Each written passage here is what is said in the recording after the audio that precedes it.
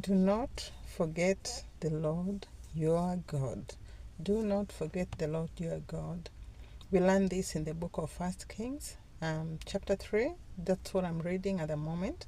And this has been spoken over and over, especially in Exodus, when the Lord God was moving his children, the children of Israel, from the land of slavery, the land of Egypt, and he was sending them to the promised land. He kept on reminding them not to forget the Lord, their God, who has saved them.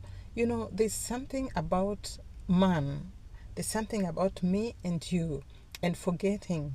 You know, when we get ourselves in trouble, we are very good at praying and crying out to God and telling God all these things and making all these promises and asking God and crying out to God. But God knows who we are. He knows that we are man. He knows our weakness, and He knows that we forget very quickly.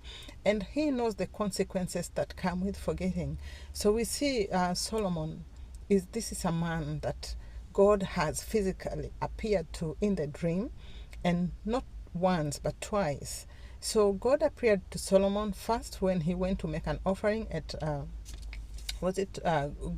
Gibeon, and God appeared to him in a dream after he had made these sacrifices.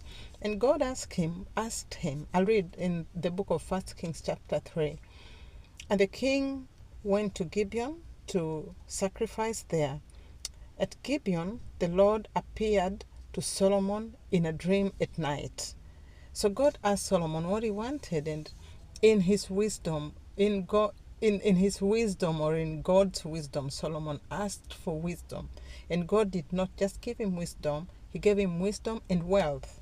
So God appeared to Solomon in Gibeon, and God appeared to Solomon the second time when he finished building the temple and the king's palace. God appeared to him again after he had prayed and dedicated the temple to God. Again, God appeared and made all these promises. I'll read it. I have God when Solomon had built the temple and the palace, he dedicated it to God, and he made another prayer to God. And in answer, God appeared to him and answered him right there and then. God said in his words, I have heard your prayer and your request that you have made to me.